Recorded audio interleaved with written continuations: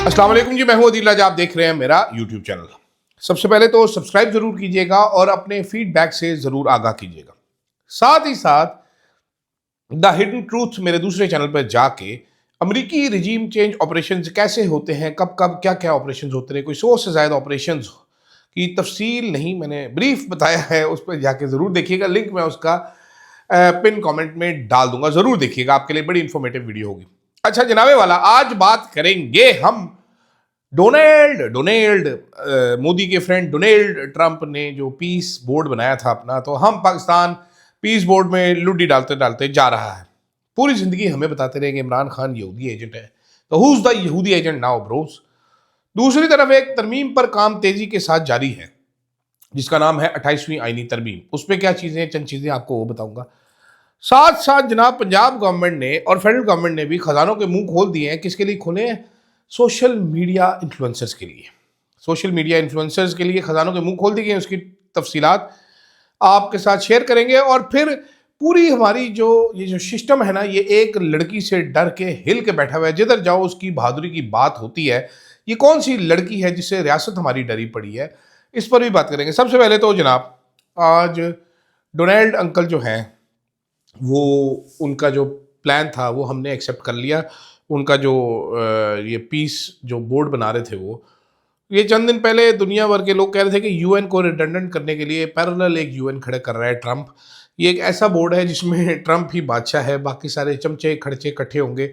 जो ट्रंप कहेगा वो उसके ऊपर सिर्फ यस कर सकते हैं, इसके अलावा कुछ नहीं कर सकते। अमेरिका की इजारादारी है। अगर सारे मुल्क मिलकर एक फैसला करें तो अमेरिका अकेला उसको वीटो कर सकता है। और ये यूएन के मुकाबले में एक इदारा ट्रंप सब, और ट्रंप ही इसका जनाब सरबराह होगा बाय डिफ़ॉल्ट। इस बोर्ड में शिरकत के लिए सारे लोग कह रहे थे यहूदियों को फ़ायदा देने के लिए इस फ़लस्तीन को सबसे पहले नुकसान ये बोर्ड ही पहुंचाएगा, उसके कॉज को नुकसान पहुंचाएगा।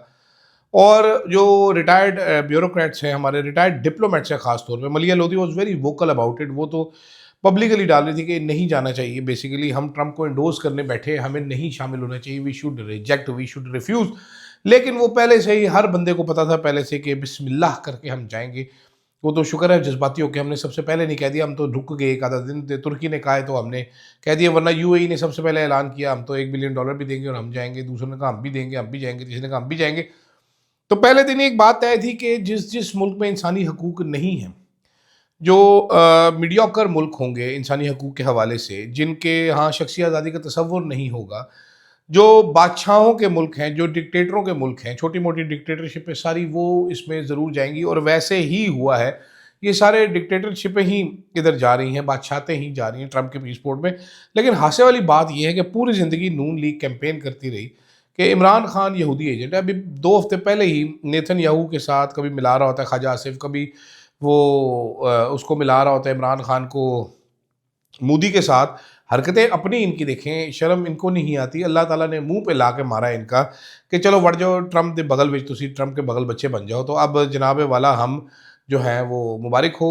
जो फ़लस्तीनियों के लिए बुरा होगा उसमें हमारा भी हिस्सा डल जाएगा। पूरी ज़िंदगी हमारी एक रही है पोजीशन पाकिस्तान की स्टेटेड, वो हम छोड़ चुके हैं। बातों में हमारी वही पोजीशन है, अमल में हम जो है वो अब ट्रंप के साथ चमचे के तौर पे चलेंगे। सबको पहले ही पता था, कोई सरप्राइज़ इसमें नहीं होना चाहिए। लेकिन दुनिया के जो भी ममालिक हैं जो ज़रा समझ बूझ रखते हैं थोड़ी बहुत, जहाँ पर इंसानी हकूक़ की कोई वैल्यू है, वो इस प्लान से दूर ही हैं फ़िलहाल।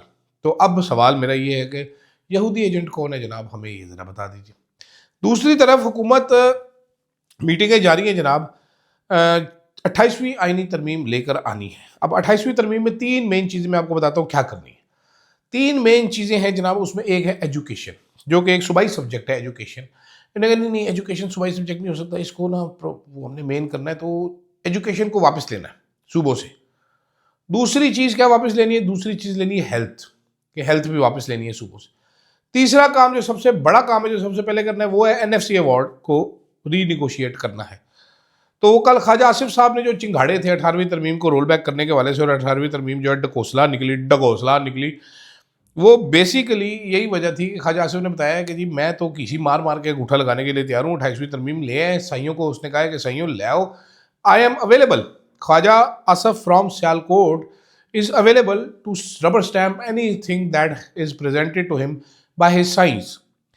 तो जनाब अब सवाल ये है कि ये 28वीं आईनी तरमीम जो आनी है, इस तरमीम में पीपल्स पार्टी क्या राजी होगी कि नहीं होगी। तरमीम वैसे बड़ी अजीब अजीब सी की जा रही हैं और राना सनाउल्लाह साहब ये कंफर्म करेंगे जी ये बात ज़रूर हुई है, हुकूमत की जानिब से नहीं हुई, लेकिन इस बात पे ज़रूर गौर हुआ है कि वोटर एज जो है, अगर एमएनए 18 साल का बंदा नहीं बन सकता तो वो वोट कैसे दे सकते, ये भी डिस्कस हुआ, क्योंकि ये आइंस्टाइन के बच्चे हैं सारे, ये आम लोग नहीं हैं, ये बड़े तजर्बाती करिश्माती लोग हैं।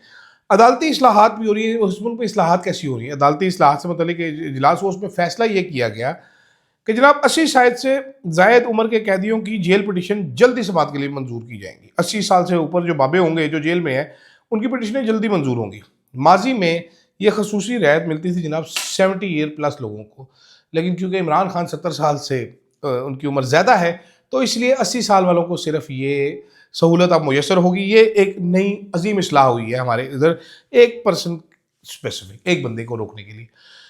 दूसरी तरफ एक और एक्ट मंजूर हुआ है, इलेक्शन एक्ट, जिसके तहत अब जब असासे जमा कराएंगे तो स्पीकर और चेयरमैन सेनेट बताएंगे कि ये पब्लिक होंगे कि नहीं होंगे। आईएमएफ हमें डंडा दिया हुआ है, आईएमएफ हमें कह रहा है फौजियों के और सिविल सर्वेंट्स के जो हैं वो पब्लिक करें असासे। उसकी वजह से एक एसआरओ जारी करना पड़ा कि फौजियों को आपने पब्लिक सर्वेंट डिक्लेयर किया ताकि वो सिविल सर्विस में ना आए और उनके असासे डिक्लेयर ना करने पड़े। ये एसआरओ मौजूद है, मैं पहले भी जिक्र कर चुका हूँ। तो जहाँ पर आईएमएफ हमें सरकारी मुलाजमीन के असासे डिक्लेयर करवा रहे हैं, वहाँ पर हम अब पार्लियामेंटेरियंस अपने असासे छुपाना चाहते हैं। क्यों छुपाना चाहते हैं आप जाने, ट्रांसपेरेंसी के लिए ज़रूरी है कि आपको पता हो कि आपके जो नुमाइंदा जिसको आप चुन रहे हैं उसके पास क्या क्या माल है, कितना माल है, कितना माल नहीं है, किस कंपनी के शेयर है, किस कंपनी के नहीं है। ये माजी में छुपाया जाता था, बाद में फिर इंटरनेशनल प्रेशर पे ही हमने शुरू किया और अब हमने एक कानून बना दिया है कि जनाब वो चेयरमैन जो स्पीकर साहब है वो इजाज़त देंगे। स्पीकर साहब का दिल करेगा तो वो इजाज़त नहीं देंगे, आज मेरा दिल नहीं कर रहा इनके पब्लिक नहीं करने, अच्छा आज मेरा दिल कर रहा है आज पब्लिक कर देने। ये क्या तमाशा है, ज़रा सोचिए। दुनिया आगे की तरफ जाती है, हम पिछानू आने हैं। दूसरी तरफ जनाब वाला पंजाब हुकूमत ने पैसों का मुंह खोला है, ख़जानों का। जनाब मैडम मरीम नवाज ने कहा है ना कि हम ख़जानों के मुंह खोल देना चाहते हैं। वो ख़जानों के मुंह खुले पड़े हैं लेकिन वो दूसरी तरफ मुंह है उनका ख़जाना की तरफ, हमारी तरफ वो बंद बोरे ही आ रहे हैं। ख़जानों का मुंह खोलते हुए जनाब सोशल मीडिया इन्फ्लुएंसर्स जो हैं ढेर सारे, उनको हायर किया गया, पे किया गया उनको, और 7 से 9 लाख तक की पेमेंट्स भी पर वो बंदे को की गई हैं छोटी छोटी कैंपेन के लिए। पर पोस्ट के रेट अलग हैं, स्टोरी का रेट अलग है, रील का रेट अलग है, फॉलोअर्स के हिसाब से मिल रहे हैं। वो जो प्लास्टिक के मुंह वाला कैंडॉल है, अब 3 मिलियन फॉलोअर्स है, चंगा वाह माल लग गया था, नज़र आ रहे हैं, ठीक है। इसी तरह अदाकाराओं को भी अप्रोच किया गया, बहुत सारे लोगों को अप्रोच किया। साथ साथ एक ट्विटर ट्रेंडिंग टीम भी हायर की हुई है 1 हफ्ते के लिए, जिसने पीएम एट डेवोस जो है, ये डेवोस में गए हुए हैं, स्विट्जरलैंड में शहबाज शरीफ साहब गए हुए हैं, तो इनका ट्रेंड चलाना, इनकी ट्रेंड करने, वो भी एक हायर हुई है। यही नहीं, एआई वीक हो रहा है अगले महीने फरवरी में, उसके लिए अभी से बहुत सारे इन्फ्लुएंसर्स और बहुत सारी टीमें हायर कर ली गई हैं कि वो भी ट्रेंड करवाना है हमने। अब मुझे समझ नहीं आ रही कि ये ट्रेंडिंग श्रेंडिंग, अगर आप कोई काम कर रहे हैं ऑर्गेनिकली ट्रेंड हो जाएगा। इतने आपको जनाब ये आफतें झेलने की ज़रूरत क्या है, आप इतनी परेशानी के साथ बंदे हायर करें, ये करें। पंजाब गवर्नमेंट अगर इतना काम कर रही है, हुकूमत इतनी, आप देखिए ना, सोचिए ज़रा, आज आप देखिए सज्जल अली साहिब है और अदाकार आए हैं और सोशल मीडिया इन्फ्लुएंसर है। मैंने देखा पंजाब में तो बहुत काम हो रहा है, अरे मैंने ये नज़र डाली पंजाब में बहुत काम हो रहा है। अन्नी दिओ तुसी हफ्ता पहले अन्ने सी तुसी अखा कितने लेती सी तुसी, बखा है कि टिच बटन है ताड़े, वो पंजाब में तो बहुत काम हो रहा है भाई। अरे भाई मैंने देखा आज, वाह पंजाब में तो दूध और शहद की नहरें बह रही हैं। तो वो उन्होंने बताया कि जनाब हमारे एक ज़राए हैं, उन्होंने कहा कि जनाब ठीक ठाक पेमेंट्स की जा रही हैं और अगर आप चाहते हैं तो आपको भी मिल जाएंगी कोई बड़ा मसला नहीं है। मैंने कहा नहीं यार, हम शाउट आउट सिर्फ गरीब लोगों के चैनलों को देते हैं। इसी गरीब चैनलों में एक गोल्डीज क्लासरूम है, जो एक बड़ी एक्सपीरियंस टीचर हैं, वो बच्चों के लिए पढ़ाती है। टिकटॉक भी है उनका इंस्टा भी है, उनका यूट्यूब भी है। तो गोल्डीज क्लासरूम आप ज़रूर विजिट कीजिए अगर आपके बच्चे हैं। जिस तरीके से वो सिखाती हैं, उनका 3 डेकेड्स प्लस का एक्सपीरियंस है, गालिबन 4 डेकेड प्लस का, तो वो आपको बड़ा मज़ा आएगा वो देख के। तो मैं इस तरह आपको पता है, ये मैंने इन चैनलों के ही शाउट आउट देने, मैंने ये अमीर नहीं होना, मुझे लग रहा है मैं गरीब ही रह जाऊँगा, गरीब ही मर जाऊँगा। लेकिन खैर इस टाइम पे ठीक ठाक जनाब मैडम मरीम जो है ना, वो ठीक ठाक, शुएब को उन्होंने बता दिया, शुएब ये व्हाट्सएप ग्रुप में डाल दो, शुएब ने व्हाट्सएप ग्रुप में नाल 15-20 इन्फ्लुएंसर ਨੂੰ ਇਹ ਪਾ ਦਿੱਤਾ ਕਿ ਚਲੋ ਭਈਆ ਤੇ वीडियो बनाना शुरू करो, और वो भी शुरू हो गए बिना सोचे बिना समझे कि जनाब अगर अच्छी कोई चीज़ होगी ना तो आपको इन्फ्लुएंसर हायर नहीं करने पड़ते, लोग खुद ही जा के ना, आजकल तो हर बंदे के हाथ में मोबाइल है, हर बंदा इन्फ्लुएंसर है। मैं खुद बड़ा इन्फ्लुएंसर हूँ, मेरे से कोई इन्फ्लुएंस होता नहीं, बोला था बात है, लोग मुझे मशवरा देते रहते, कोई कहता है मूँछों को ताव नहीं देना। आज एक साहब ने कहा कि यार आप बीच में ना कॉमेडी शुरू कर देते, मैंने कहा मैं कॉमेडी शुरू नहीं करता, नेचुरल मैं हूँ ऐसा। ये मैं आपसे कोई और पर्सोना तारी करके जाली दानिश्वर बन के बात नहीं करता, क्योंकि मैं हकीकी दानिश्वर हूँ। तो लेकिन उन्होंने कहा नहीं आप सीरियस रहा करें, मैं कहा मैं बहुत सीरियस रहा करूँगा आपसे, आपने कह दिया तो अब बस मैं सीरियसनेस के पहाड़ बन जाऊँगा। खैर जनाब, जाते जाते जिक्र करना ज़रूरी है कि ईमान मज़ारी जो है वो कल सुबह से अभी तक इस्लामाबाद हाई कोर्ट में महसूर है। लेकिन इस बार शुगल एक बड़ा मज़ेदार लगा मुझे, हासा जिस चीज़ पे आ रहा है, हासा मुझे आ रहा है कि वो वाजिद गिलानी साहब, ये वो साहब है जिन्होंने इमरान खान के नाम पे वोट लिए थे, फिर उसके बाद मुकर गए थे, वो साहब भी साथ बैठने में मजबूर है। वो साहब भी बेचारे ना अपने दफ्तर में बैठे हुए हैं, 2 दिन से वो उधर बैठे हुए, आंकड़े में नए भी नहीं है, लत्तें उनकी आकड़ गई होंगी, कमर भी उनकी थकी होगी, मान और हादी भी उधर बैठे हुए हैं, क्योंकि बाहर जो है हमारी इस्लामाबाद पुलिस, जो कि हमारी बहुत शातिर पुलिस है, बस चीते से भी ज़्यादा तेज़ रफ्तार पुलिस है, वो उनको गिरफ्तार करने के लिए खड़ी है। वो गिरफ्तार क्यों करेगी उनको, मैं आपको बताता हूँ। क्योंकि रियासत जो है, इस्टेब्लिशमेंट जो है, वो ईमान मज़ारी से नाखुश है, तो वो उसको सबक सिखाना है, ईमान मज़ारी को मकसूद है। ईमान मज़ारी साहब लीगल लड़ाई अपनी लड़ रही थी, लेकिन जज मजोका साहब को कचोके लगाए गए कि कचोके लगा के इसको उनका छिक के रख दे, इनको तुन दे। दूसरी तरफ पुलिस लगाई हुई है कि अब फिर ये मजोके से बचना जाए, इनको गिरफ्तार करना बड़ा ज़रूरी है, इनको अंडर ट्रायल का जो है ना, जो गिरफ्तारी के दौरान करवाएं हम किसी तरीके से, ताकि भाग ना सके, और 7-8 महीने के लिए तो इन दोनों को बंद करें ताकि इनकी अकल टकाने आ जाए। कितनी हमारी रियासत बेवकूफ़ लगती है, छोटी बच्ची से लड़ रही है, ये इनको लगता है डेटरेंस क्रिएट हो रही है, नहीं, नफरत क्रिएट हो रही है, लोगों को बुरा लगता है। तहरीक इंसाफ कभी भी ईमान मज़ारी की कोई बड़ी सपोर्टर नहीं थी, तहरीक इंसाफ उनको पसंद भी नहीं करती, वो भी तहरीक इंसाफ को पसंद नहीं करती, दोनों एक दूसरे पे क्रिटिसाइज करते रहे हैं। लेकिन क्या अल्लाह की शान देखिए आपने कि ईमान मज़ारी जो है इस टाइम उम्मीद बन चुकी है। मैंने कल भी कहा था कि शायद यही वो लोग हैं, करामत साहब ने मुझे बताया, जिसके ज़रिए सारी चीज़ें वापस आना शुरू हो जाए। मुझे भी लगता है अब तो कि यही है। आज मैं एक जगह पे बैठा था जहाँ पर एक साहब थे जो कि बिल्कुल भी ईमान मज़ारी के फ़ैन नहीं थे। उन्होंने कहा जी भाई सारी चीज़ें छोड़ दो, लेकिन ये मानना पड़ेगा कि अगली ने तुन के रखा है, धुआं निकाल के रख दिया उसने सिस्टम का। एक और साहब बैठे हुए थे, वो भी कोई फ़ैन नहीं थे, उन्होंने भी यही कहा। उन्होंने कहा यार एक छोटी सी लड़की है, 40 किलो की लड़की है, उसने इनको हिला के रख दिया, एक्सपोज करके रख दिए। तो मैं ये सोच रहा था कि ये इनकी अकल, हमारे सरकारी मुलाजमीन की अकल पता नहीं किधर जाती है। ये मैंने ज़िंदगी में कभी किसी सरकारी मुलाजमत के लिए अप्लाई नहीं किया, मैंने ज़िंदगी में कोशिश भी नहीं की कि मैं सरकारी मुलाजिम बन जाऊँ। मैंने ज़िंदगी में कोई ऐसी जगह पे भी नौकरी नहीं की जहाँ पर सूट टाई पहनना पड़े। मैंने ज़िंदगी में कभी सूट टाई पहन के मैं दफ्तर भी नहीं गया, मेरे पास है भी नहीं। मज़े की बात है कि सूट टाई कोई इस तरह का एक भी नहीं, मेरे पास ऐसे ही कपड़े, मैं ऐसा ही। तो जनाबे वाला ये सूट टाइयाँ लगा के हमारे जो बाबू भोंगे हो जाते हैं, मैं तो अल्लाह का शुक्र अदा करता हूँ कि मेरा ऐसा दिमाग नहीं है यार।